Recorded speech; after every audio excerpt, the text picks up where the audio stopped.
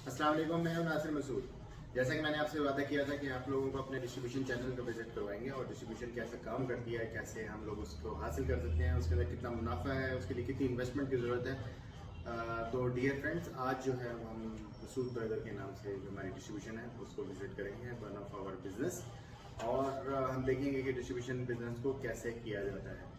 इसमें हम आपको स्टोर का विजिट करवाएंगे, ऑफिस का विजिट करवाएंगे और अपना एक्सपीरियंस शेयर करेंगे कि किस तरीके से हम लोग काम कर रहे होते हैं और इंशाल्लाह it will be beneficial for you करेगा।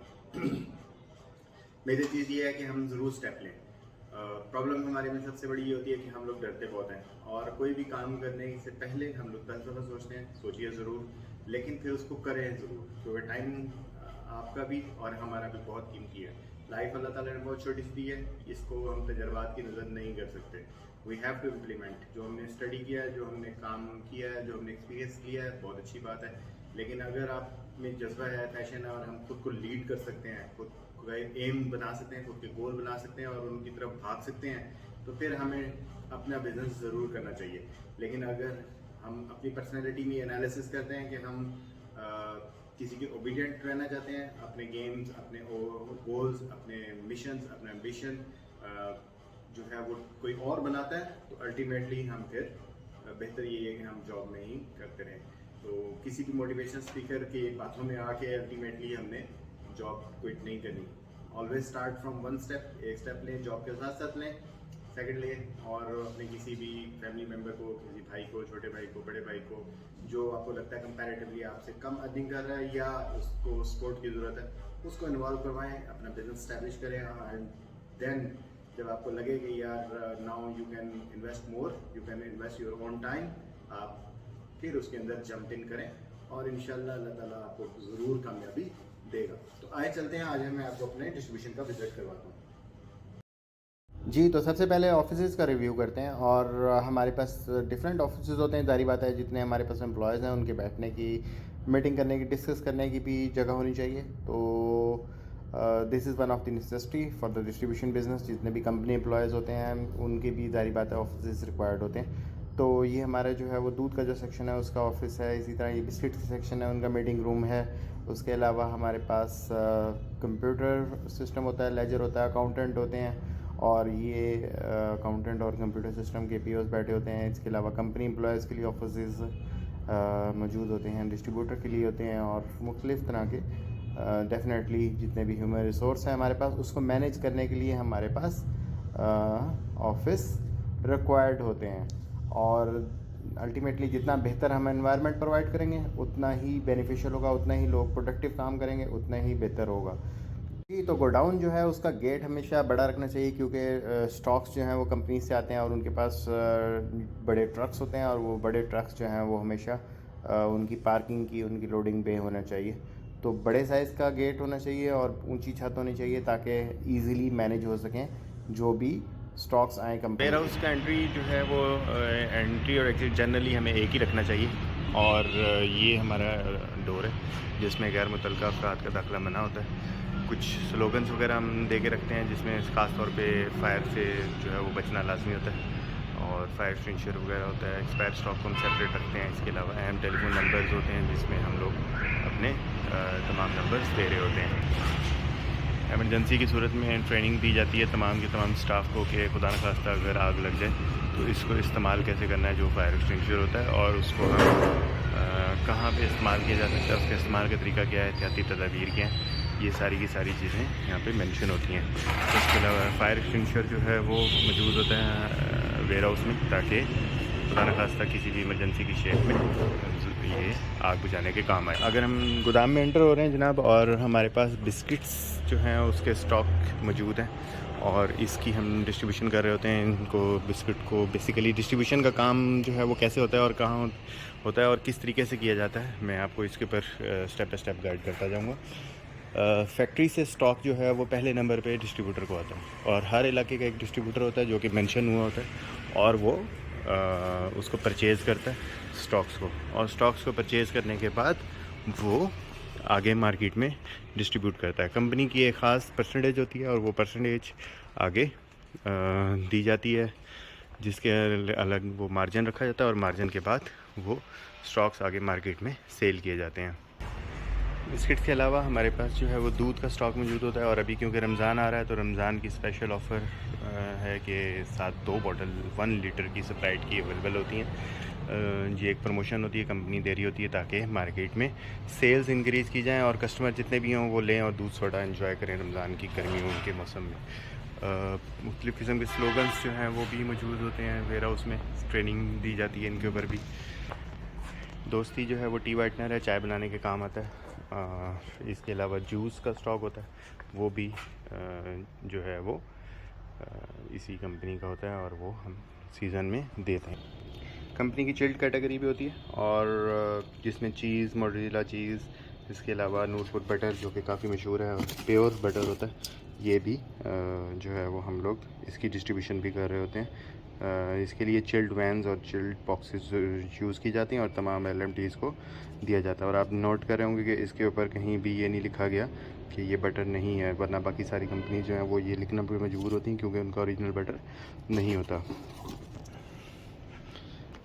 तो ये इस तरीके से हमारे पास डीप फ्रीज़र मौजूद है, और इसके अलावा भी हमारे पास कुछ डीप फ्रीज़र मौजूद हैं जो कि टेम्परेचर गेज जो है वो वेयर हाउस में लगाई जाती है ताकि टेम्परेचर को मॉनिटर किया जा सके। अगर कहीं एक्सीड कर रहा हो तो फिर हम वेंटिलेशन वगैरह यूज़ करते हैं।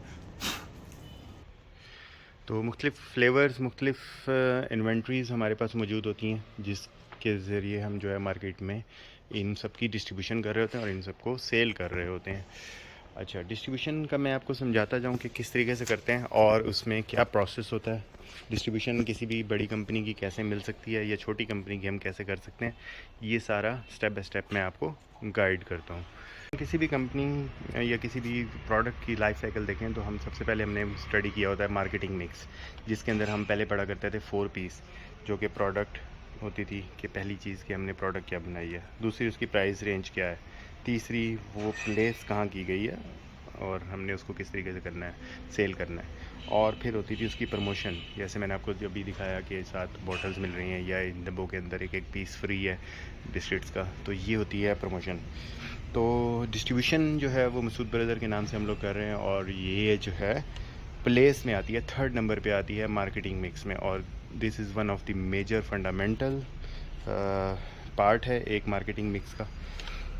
अभी हम नई बुक्स के अंदर जो है वो 3 मोर स्टेप्स पढ़ रहे होते हैं, जिसके अंदर पीपल होते हैं कि किस लेवल के, किस तरीके से पीपल इन्वॉल्व हैं इन द प्रोडक्ट मिक्स। उसके अलावा प्रोसेस क्या किया गया, किस तरीके से किया गया है, आइदर दैट इज़ गुड और बैड, और क्या क्या प्रोसेस उसके अंदर इन्वॉल्व हैं। साथ साथ जो है वो फिज़िकल एविडेंस भी जो है वो इसमें काउंट किया जाता है। तो ये सारी जो चीज़ें हैं ये हम लोग डिस्ट्रीब्यूशन में कर रहे होते हैं। प्लेस 3rd नंबर पे जो है वो सबसे ज़्यादा ज़रूरी है, और उसके बगैर किसी भी प्रोडक्ट की सेल्स नामुमकिन होती हैं, क्योंकि ज़ाहिर बात है अगर किसी कंपनी ने, कोई फैक्ट्री ने कोई प्रोडक्ट बना लिया है तो वो पूरे पाकिस्तान में क्या पूरी दुनिया में किस तरीके से भेजेगा, वो सबसे ज़्यादा ज़रूरी होता है। तो इसके लिए कंपनी डिस्ट्रीब्यूटर हायर करती है और कंपनी एक ख़ास मार्जिन देती है। फॉर एग्जांपल अगर 100 रुपये की प्रोडक्ट है और उसमें ये सारे कमीशन एजेंट आहिस्ता आहिस्ता बीच में बनते जाते हैं डिस्ट्रीब्यूटर्स। वो कैसे कि कंपनी ने एक प्रोडक्ट बनाया और उसकी कॉस्ट आई उससे 70 रुपीज़, कंपनी अपना मार्जिन रखेगी 5 रुपये और वो 75 रुपीज़ में डिस्ट्रीब्यूटर को दे देगी, और डिस्ट्रीब्यूटर को कहेगी कि आपने 77 रुपये में शॉपकीपर को सेल करना है, तो 3 रुपये डिस्ट्रीब्यूटर का मार्जिन हो जाएगा। उस मार्जिन में से वो अपने डिलीवरी एक्सपेंस निकालेगा यानी, और वेयर हाउस एक्सपेंस निकालेगा, और जो ह्यूमन रिसोर्स इन्वॉल्व है उनका एक्सपेंस निकालेगा, और उसके बाद वो आगे उन प्रोडक्ट्स को सेल करेगा। उसके बाद रिटेलर होगा। रिटेलर अगर जो है वो उसको हमने दिया 77 रुपये में और प्रोडक्ट की प्राइस अगर 100 रुपये है तो वो 23 रुपीज़ उसका मार्जिन होगा, और वो उसके अंदर रहता हुआ कंज्यूमर जो उसके पास आएगा, जो फुटफॉल होगा उसकी शॉप पे, वो आके उनको सेल करेगा। तो ये एक सिंपल सा प्रोसेस होता है जिसको हम जो है वो डिस्ट्रीब्यूशन प्रोसेस या जिसको हम सेलिंग प्रोसेस कहते हैं। डिस्ट्रीब्यूशन में बेसिकली तो बहुत सारी चीज़ें इन्वॉल्व होती हैं और अगर हम उनको गिनना शुरू हों तो वो शायद अनलिमिटेड होंगी। छोटी छोटी चीज़ें मैं आपको बता देता हूँ। स्टॉक होता है, इन्वेंट्री होती है, लोड मैनेजमेंट होती है, मार्केट होती है, कैश होता है, उसके रिटर्न्स होते हैं, इन्वेंट्री इन्वॉल्व होती है, क्रेडिट्स इन्वॉल्व होते हैं, एक्सपायरी होती है, क्लेम्स होते हैं, लेजर्स होते हैं, कस्टमर की डिटेल लिस्ट होती है, सिस्टम्स होते हैं सेल्स फ्लो के, और शॉप टैगिंग होती है, किस तरीके से कितनी होती है। तो ये it's a huge and very vast field, और ये डिस्ट्रीब्यूशन स्ट्रेटजीज़ और डिस्ट्रीब्यूशन के ऊपर काम करना it's really a challenging job. तो लेकिन दुनिया में कोई भी चीज़ मुश्किल नहीं है। मेजर चीज़ ये है कि यार हमने इसको चलाना किस तरीके से है और आपका एक्सपीरियंस कितना है। इसीलिए कंपनी सिर्फ एक्सपीरियंस्ड बंदों को ही दे रही होती हैं डिस्ट्रीब्यूशन ज़्यादातर, क्योंकि उनको पता है कि it's not an easy task. तो हम ये सारे के सारे स्टेप्स अगर डिटेल में डिस्कस करने लगेंगे तो शायद बहुत ही लंबा और काफ़ी लंबी लेंथी वीडियो हो जाएगी। लेकिन मेजर चीज़ ये है कि हमने ये देखना है कि हम काम किस तरीके से कर सकते हैं। अच्छा, अगर तो कंपनी की सेल्स पे डिपेंड करता है कि डिस्ट्रीब्यूशन किस तरीके से करनी है।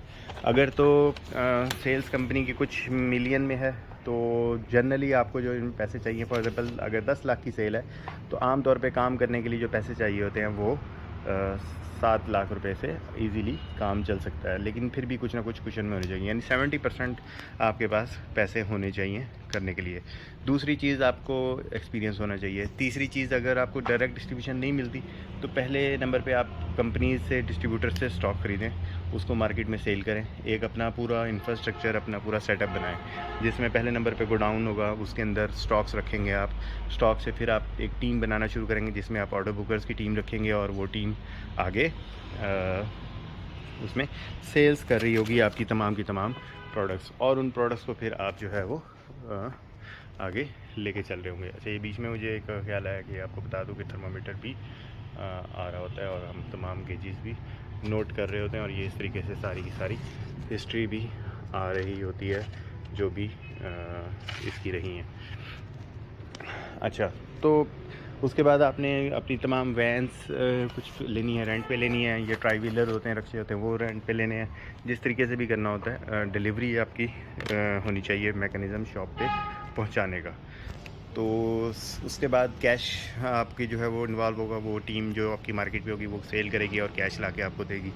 आप फिर उसको दोबारा किसी स्टॉक को परचेज़ करने में लगाएंगे, और अगेन इस तरीके से स्टॉक्स आपके पास आएंगे, आप वो वेयर हाउस में रखेंगे और फिर उसकी दोबारा सेलिंग करेंगे। तो ये ओके, द प्रॉफिट जो होता है वो कोई इतना ज़्यादा नहीं है इस बिज़नेस में। बेसिकली टर्नओवर जितना अच्छा हो उतना प्रॉफिट ज़्यादा किया जा सकता है, लेकिन स्टिल मैक्सिमम जो है वो 2%, 2.5% ही प्रॉफिट हो रहा होता है। बाकी इससे नीचे ही होते हैं ज़्यादातर एक्सपेंसेस होते हैं। तो ये भी एक वेयर हाउस है हमारा छोटा सा, और उसका भी व्यू है। कंपैरेटिवली डिस्ट्रीब्यूशन इज़ गुड, और आपको भी ज़रूर करना चाहिए। Thank you.